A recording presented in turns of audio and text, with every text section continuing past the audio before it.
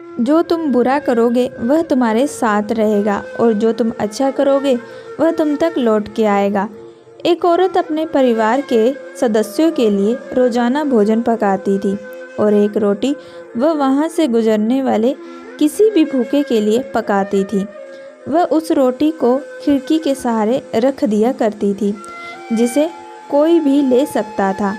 एक कुबड़ा व्यक्ति रोज उस रोटी को ले जाता और बजाय धन्यवाद देने के अपने रास्ते पर चलता हुआ वह कुछ इस तरह से बड़बड़ाता, जो तुम बुरा करोगे वह तुम्हारे साथ रहेगा और जो तुम अच्छा करोगे वह तुम तक लौट के आएगा।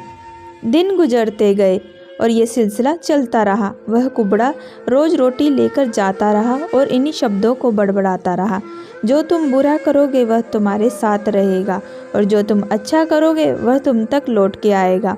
वह औरत उसकी इस हरकत से तंग आ गई और मन ही मन खुद से कहने लगी कि कितना अजीब व्यक्ति है, एक शब्द धन्यवाद का तो देता नहीं है और ना जाने क्या क्या बड़बड़ाता रहता है, मतलब क्या है इसका। एक दिन क्रोधित होकर उसने एक निर्णय लिया और बोली, मैं इस कुबड़े से निजात पाकर रहूँगी। और उसने क्या किया कि उसने उस रोटी में जहर मिला दिया जो वो रोज़ उसके लिए बनाती थी। और जैसे ही उसने रोटी को खिड़की पर रखने की कोशिश की कि अचानक उसके हाथ कांपने लगे और रुक गए और वह बोली, हे भगवान, मैं ये क्या करने जा रही थी। और उसने तुरंत उस रोटी को चूल्हे की आंच में जला दिया और एक ताज़ा रोटी बनाई और खिड़की के सहारे रख दी। हर रोज़ की तरह वह कुबड़ा आया और रोटी लेकर, जो तुम बुरा करोगे वह तुम्हारे साथ रहेगा और जो तुम अच्छा करोगे वह तुम तक लौट के आएगा, बड़बड़ाता हुआ चला गया, इस बात से बिल्कुल बेखबर कि उस महिला के दिमाग में क्या चल रहा था। हर रोज़ जब वह महिला खिड़की पर रोटी रखती थी तो वह भगवान से अपने पुत्र की सलामती और अच्छी सेहत और घर वापसी के लिए प्रार्थना करती थी, जो कि अपने सुंदर भविष्य के निर्माण के लिए कहीं बाहर गया हुआ था। महीनों से उसकी कोई खबर नहीं थी। ठीक उसी शाम को उसके दरवाजे पर एक दस्तक होती है। वह दरवाज़ा खोलती है और चकित रह जाती है। अपने बेटे को अपने सामने खड़ा देखती है। वह पतला और दुबला हो गया था, उसके कपड़े फटे हुए थे और वह बहुत भूखा भी था। भूख से वह कमज़ोर हो गया था।